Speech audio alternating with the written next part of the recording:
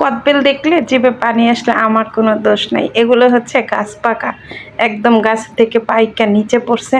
আর কি যে সুন্দর গ্রান, আপনাদের সাথে তো শেয়ার করতে পারলাম না। তো এগুলা আমার গ্রামের বাড়ি থেকে আমার শাশুড়ি পাঠাইছে, এই যে জাম্বুরা পাকা টসটসে।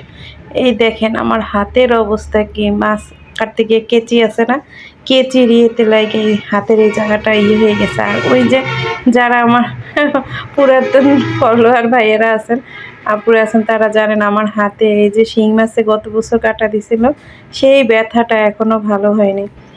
এটা হচ্ছে আমার আসলে ভাগ্য ছিল, আমি অনেক কষ্ট পাইছি এই ব্যথায়। তো পাকা যা কদবেল দেখেন আমার না শুধু লবণ দিয়ে মাখায় খেতে মজা লাগে বেশি। তো একটাই দেখেন কি সুন্দর, মানে যে এক জিভে পানি আসলে আমার দোষ নেই। তো যা কদবেলটা খাওয়া শেষ করলাম, এখন হচ্ছে রান্নার সময়। তো রান্না বসাই দিলাম, পুরাটা ভিডিও তো আপনাদের সাথে শেয়ার করি নি রান্নাটা। তো এই যে আমি এখন কি রান্না করলাম দেখেন, সিম দিয়ে মাছ দিয়ে রান্না করব। আর এখানে শুধু একটু মানে মাছ কষায় আমি আগে রাখছিলাম। এই যে আমার হচ্ছে কষানো মাছ, অনেকে অনেক কিছু বলতে পারেন, ভাবতে পারেন, আসলে আমরা হচ্ছে নোয়াখালীর মানুষ, তো আমরা মাছ কষানোই বেশি পছন্দ করি এবং এভাবেই রান্না করলে আমাদের কাছে ভালো লাগে। ভাজিটা যে খাই না তা না, ভাজিও খাই। তো যাক, আমার এই যে রান্না প্রায় শেষের দিকে, এখন কিন্তু খেতে বসবা। এর আগে কিন্তু ইয়ে ছিল, আরও কিছু রান্না ছিল, সেটা শেয়ার করলাম না। এই যে ধনিয়া পাতাটা ফ্রিজে এমনিতে রাখলে কিন্তু পচে যায়, দেখা যায় যে 2-1 দিন ভালো থাকে। তা আমি কি করি, নতুন এনে মানে অনেক দিনের জন্য, লং টাইমের জন্য রাখি না, হয়তো সপ্তাহখানেক, এর জন্য ধনিয়া পাতা আমি ফ্রোজেন করে রাখি, কারণ হচ্ছে পচে না। এত অপচয় করে তো লাভ নাই।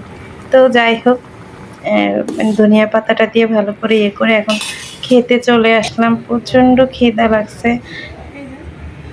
তো এখানে রান্না যে কি জানি এটা মনে নেই, সব ধরনের সবজি দিয়ে একটু শুটকি রান্না করছিলাম, সবাই খুব পছন্দ করে খেয়ে ফেলছে। আর এই যে এটা, এই যে কই মাছ দিয়ে তো সবজিটা এইভাবে রান্না করলে যে আমার কাছে তো মানে মজা লাগে, কারণ আমি নিজেই রান্না করি। আমারটা যদি আমার কাছে মজা না লাগে খাবো কিভাবে।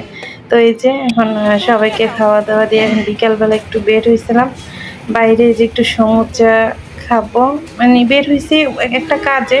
তখন এই যে সবাইকে নিয়ে একটু সমুচা টমুচা খেয়ে বাসায় আসার সময় নিয়ে আসছি কিছু মাছ। মানে আমি তো মানে বাইরে গেলে আমাকে টুকটাক বাজার করতেই হয়। এখানে হচ্ছে লাউ শাক ছিল, তারপরে হচ্ছে একটা মাছ, মানে সব কিছু মিলে যা একটু পছন্দ হয়েছে নিয়ে আসছি। আমার কাজই হচ্ছে বাইরে গেলে খালি হাতে আসতে পারি না, টুকটাক যেটা মানে সংসারে কাজে লাগে সেটাই নিয়ে আসি।